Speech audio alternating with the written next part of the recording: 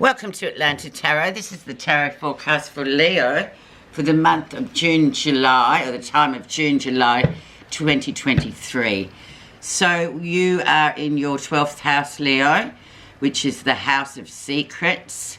It's the house of great intuition, dreams that serve, that are messages to you. It's really deep diving and going into that 12th house, which is really quite a journey in itself. It's a highly charged psychic time as well. So you will find that you have a lot of very clear visions and intuits at this time. We are in the sign of Cancer, which is in the element of water.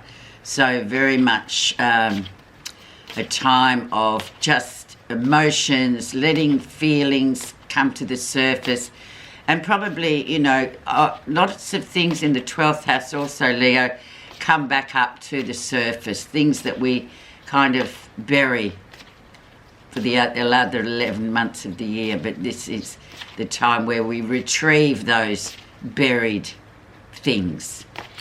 Okay, the energy around your reading is the 10 of Pentacles. So nevertheless, you have stability here. You have family stability, you have financial stability, things doing well, feeling very grounded. So that's a nice energy to have to come into your 12th house especially. Because sometimes 12th house can be a bit daunting. People just can't believe what, messages come through, and you're just like, oh my God, this is so accurate. It's so synchronized is the word. So let's have a look. Okay, where you are right now. Knight of Cups, a very much emotional Knight of Cups. Here he comes in, he is in love with the idea of love, this guy. He is very much a person or an offer that may come through that you may be feeling, oh no. But once again, highly intuitive time for you, Leo. So you just go, well, you'll know straight away whatever is coming in for. You'll just go, oh no, I don't really think so. Not this month. I'm not going to get into that this month. It's not the time for this kind of, he's an infatuated being. He loves being in love. He loves, it's like a aphrodisiac to him, but it's sort of filling an emptiness too. So there might be obviously an attraction coming through, or someone very attracted to you that you might sort of feel, oh yeah, any other time it would have been great, but I'm just not feeling it at the moment, and I feel like you're not right for me at this time. So just watch that too. That will come in. Some of you might want to explore it and then just go in, but just be aware that he will, his span is the 6 weeks of infatuation, and he can't help himself. He hasn't matured, so to speak, yet. But he's genuine for that time. Okay, so let's see what's inspired him or influenced him to come in with this one. The Chariot. Emotional discipline. And this is the card for Cancer, and we are in Cancer. So it's all about just being really highly disciplined emotionally and going, no, look, it's not the right time. And just using that thread throughout the next 4 weeks to just keep yourself on your journey and disciplined emotionally so you don't fall into a pothole. It's a Chariot, obviously. It's a card of travel. It's a card of good things coming towards you, provided that you're emotionally sort of disciplined to cope with what's going on. And in your 12th house, it might be a bit iffy.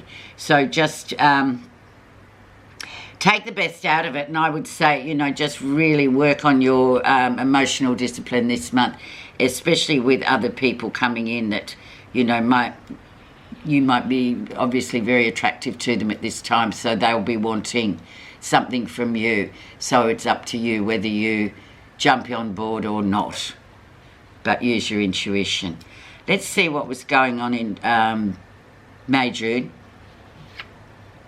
Ace of Wands, so new beginnings, lots of energy coming in there, good times, getting things done, just having that energy at hand where you just, you know, you can sort of sweep like a, you know, ball of fire through all the stuff you've got to do, and then so you've still got energy left. It's also about fertility. It can be. It brings new hope. It's very much a Wands card, of which you are Wands people, Leo, the fire people. So, you know, rapid energy coming was available for you in May, June. So that's a nice card. And there's still bits and bobs of that energy still there. So use that as well to get things done that you want to get done. Okay, recent influences. The Eight of Cups. So some relationship has sort of gone by the wayside. You've sort of walked away from something there just for a bit. You've just put a bit of things on hold, really, because I don't know, maybe it was a bit too contained and a bit too, oh, you know, it's just we need a break from each other. We need to sort of regroup. Whether or not it will be rekindled, we don't know yet, but it's just probably a time where you just thought, no, we just need a bit of a separation here. Just a bit of disappointment, or just things were getting a bit too tight for you emotionally, so you decided to move away. And maybe you didn't, but now you're thinking, oh, maybe in your 12th house, or maybe I should just spend some more time on my own this time, just to regroup. Let's see the lesson you're learning. And the Hermit, which goes perfectly well with the 12th house, Leo. So it's a sort of it's a, I can't think of the word, but it's a card that sort of says stand back, don't get involved, watch from the sidelines. The Hermit is very, very intuitive. He is the old man that sits at the top of the mountain. All the subjects go up, climb the mountain to get the wisdom from the Hermit, but he is very much a solitary being.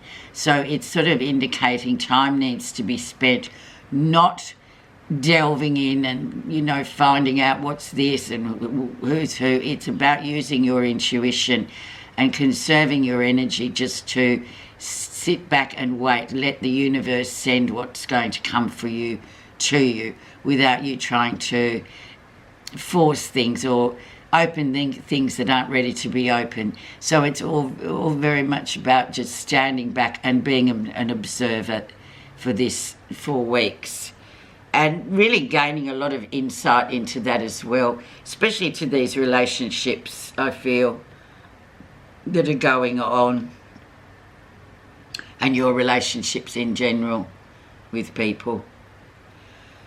Near future. And we have the Two of Wands. So beautiful card. It's about choice. It's about you've got options. There's 2 options available for you now. There's one which is very much known to you, and that might be the path that's with the least resistance. Or on the other hand, it could be the other choice is the unknown. So it's up to you to choose which one you would prefer, where you're going to go next, I would imagine. So towards the unknown or towards the known, it's up to you. They're both positive in the way, but it's up to you. It's your choice to make. So use that intuition once again, Leo, to really choose what avenue you're going to go down. Let's see what's happening that you're not realising. 10 of Swords. So yeah, very much the end of a family curse, end of a difficult period of time.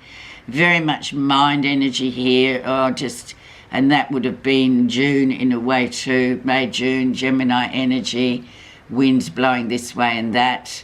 A lot of difficulties, but now it's saying this has come to an end, this cycle, so you can happily say goodbye to that and move on. Especially after this next 4 weeks, and then you'll be in your birthday period, you'll be in the spotlight. So it's best now to sort of put all this to rest and realise it was just a phase, and something new will be coming in very shortly for you. But the difficult times are definitely behind you.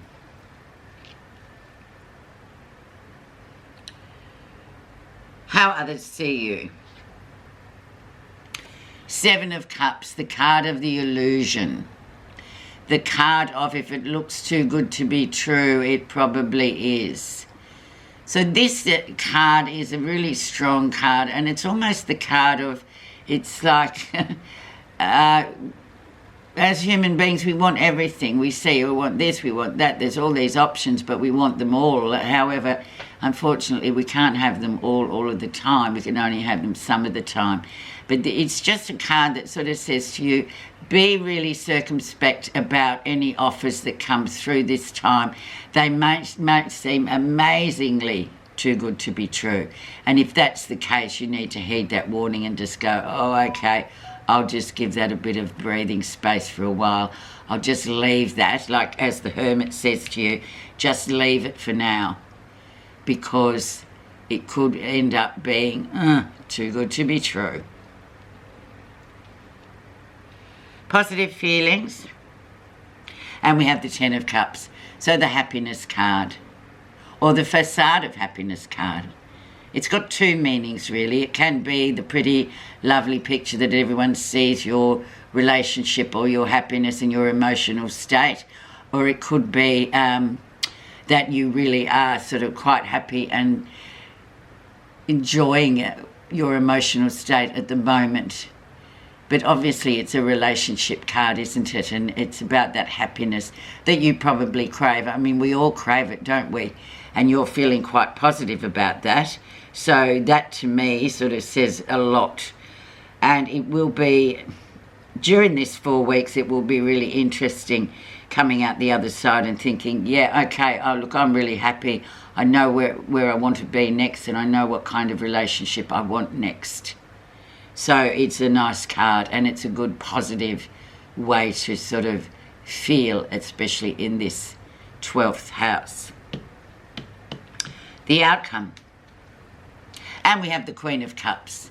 So the Queen of Cups is very much the receiver. She is the one that listens. She's the person that is very acutely intuitive. This is a side of you that, and especially living in the 12th house, as you will be for 4 weeks, she is very beneficial for you in that you will be very much in the mode of just receiving messages, listening to messages, not really saying too much. It's more of a passive emotional receiving and just watching and intuiting what's going on rather than trying to sort of extricate something out of it. The Queen of Cups, and we all have that element of the Queen of Cups in us. So it's saying that's how you will leave the month of July, the time of Cancer, very much as a receiver. Okay, so now I've got my new Oracle cards from Glastonbury, which is in the UK. I went there specially to buy some Oracle cards, and these are the Camelot. This Camelot is the old site that is now called Glastonbury. So I'm just going to put one of these Oracle cards on the Hermit, which is your lesson. Now I have to read them because I'm just learning them. I've only had them about a week, so I haven't had time to learn the 51 of them. So bear with me while we learn together. Okay, and we have love, the card of love on your Hermit. So we're going to see what the message is. 45.